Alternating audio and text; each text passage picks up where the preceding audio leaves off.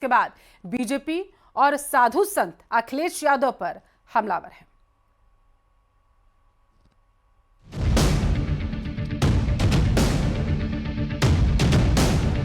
उत्तर प्रदेश में कथावाचक पर जाति कथा। बाबा वर्सेस अखिलेश, कथावाचक पर सियासी कलेश।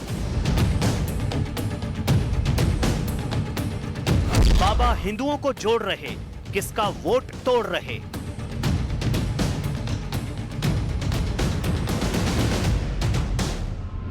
यादव वर्सेस ब्राह्मण, अखिलेश का बाबा बागेश्वर से रण।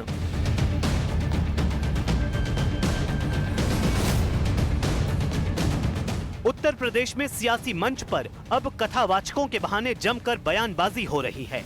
कथा के पंडाल से सियासत के अखाड़े तक, और निशाने पर हैं बाबा बागेश्वर यानी पंडित धीरेंद्र शास्त्री, और निशाना साधने वाले हैं यूपी के पूर्व मुख्यमंत्री और समाजवादी पार्टी के अध्यक्ष अखिलेश यादव।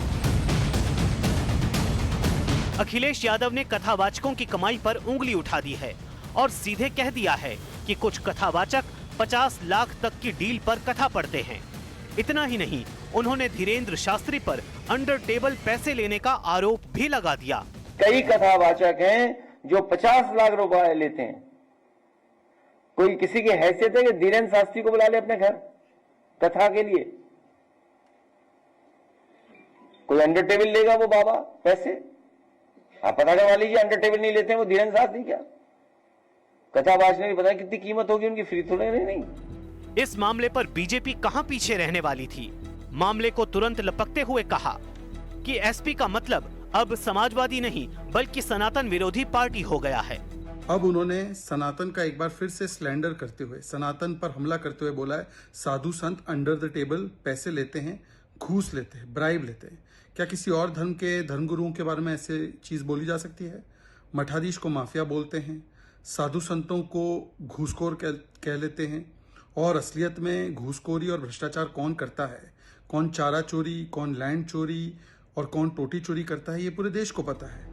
मामला आगे बढ़ा तो धीरेंद्र शास्त्री के समर्थन में साधु संत भी कूद पड़े। हनुमानगढ़ी के महंत राजू दास ने कहा, जो हिंदुओं को जोड़ता है अखिलेश उसे तोड़ना चाहते हैं। इसलिए बागेश्वर सरकार को उन्होंने टारगेट किया क्योंकि बागेश्वर सरकार हिंदुत्व पे कार्य करते हैं, सनातन पे कार्य करते हैं।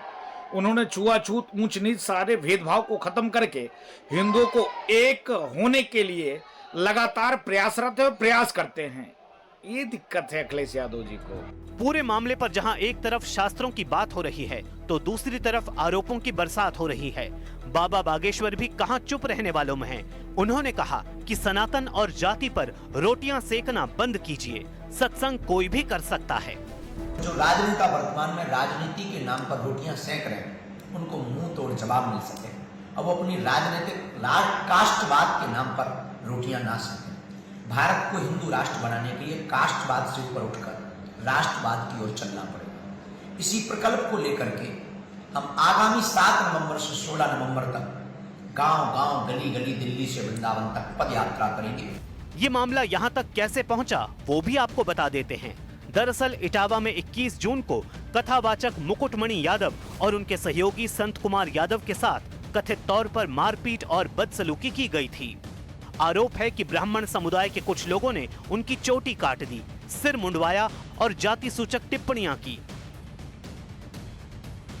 इस घटना का वीडियो वायरल होने के बाद सपा प्रमुख अखिलेश यादव ने पीड़ित कथावाचकों का समर्थन किया और फिर ये विवाद आगे बढ़ते बढ़ते बागेश्वर धाम के पीठाधीश्वर पंडित धीरेंद्र कृष्ण शास्त्री तक पहुंच गया।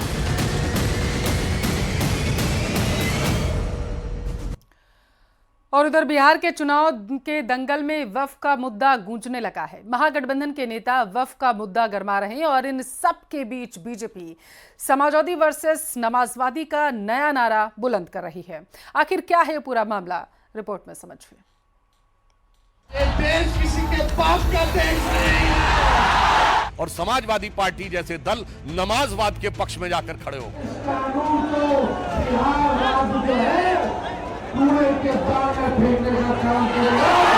कि ये संविधान को कूड़ेदान में फेंकने की 50 साल पुरानी मानसिकता से बाहर नहीं आ पा रहे। बिहार के चुनावी दंगल में तेजस्वी यादव वक्फ का मुद्दा लेकर कूद पड़े हैं।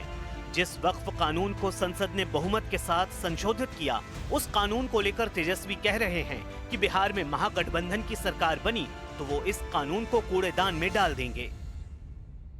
ये एनडीए भाजपा की सरकार जाने वाली है। गरीब आवाम की सरकार बनेगी तो इस बिल को, इस कानून को बिहार राज्य जो है कूड़े के दान में फेंकने का काम करेगा। तेजस्वी के बयान पर बीजेपी ने तीखा पलटवार किया।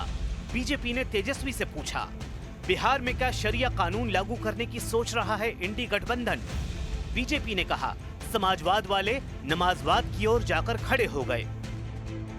हम चाहते हैं हर गरीब और मजलूम को उसका हिस्सा मिलना चाहिए, मगर ये किसके साथ खड़े हैं? जो ट्रिपल तलाक के साथ खड़ा है, जो हलाला के साथ खड़ा है, जो मेहरम के साथ खड़ा है, जो हज सब्सिडी के साथ खड़ा है, जो सरतन से जुदा के साथ खड़ा है, जो आतंकियों को अपना भाई, बहन, बेटा, हाफिज बनाने के साथ खड़ा है। इसलिए हम साफ कह सकते हैं कि हम समाजवाद के पक्ष में भाजपा और जदयू खड़ा है, और आज के ये राजद और समाजवादी पार्टी जैसे दल नमाजवाद के पक्ष में जाकर खड़े हो गए और नमाज जैसे मुकद्दस अकीदे का भी मजाक उड़ा रहे हैं, उसका भी केवल सियासत के लिए प्रयोग कर रहे हैं। वक्फ कानून में संशोधन को लेकर लालू की पार्टी आरजेडी शुरू से ही खिलाफत करती नजर आ रही है, लेकिन अब चुनाव में आरजेडी ने इसे मुद्दा बना लिया है और बीजेपी ने आरजेडी के सियासी कदम को इसे समाजवाद वर्सेस नमाजवाद का नाम दे दिया है।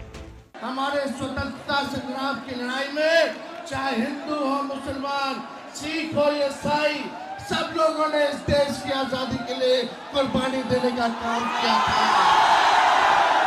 ये देश किसी के बाप का देश नहीं है, ये हम सबों का देश है। पटना के उसी गांधी मैदान में जहां आपातकाल के दौरान संविधान की रक्षा और संविधान के सम्मान के लिए जान की परवाह किए बगैर लाखों लोग एकत्र हुए थे, वहां एक ऐसी रैली हुई जिसके की बारे में इंडी गठबंधन के बिहार के नेता तेजस्वी यादव ने कहा कि हम संसद से पारित एक कानून को कूड़ेदान में फेंक देंगे। यह बहुत गंभीर विषय है।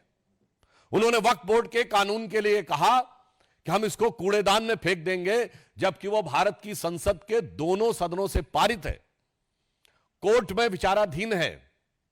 एक नहीं आधा दर्जन हाई कोर्ट के जजमेंट बहुत स्पष्ट रूप से इलाहाबाद हाई कोर्ट और कलकत्ता हाई कोर्ट के जजमेंट उनके पक्ष में है। इसका अर्थ यह हुआ कि न संसद का सम्मान न न्यायपालिका का सम्मान, वोट बैंक की चाहत में जो कुछ बोला गया है तेजस्वी यादव और इंडी गठबंधन के अन्य नेताओं के द्वारा,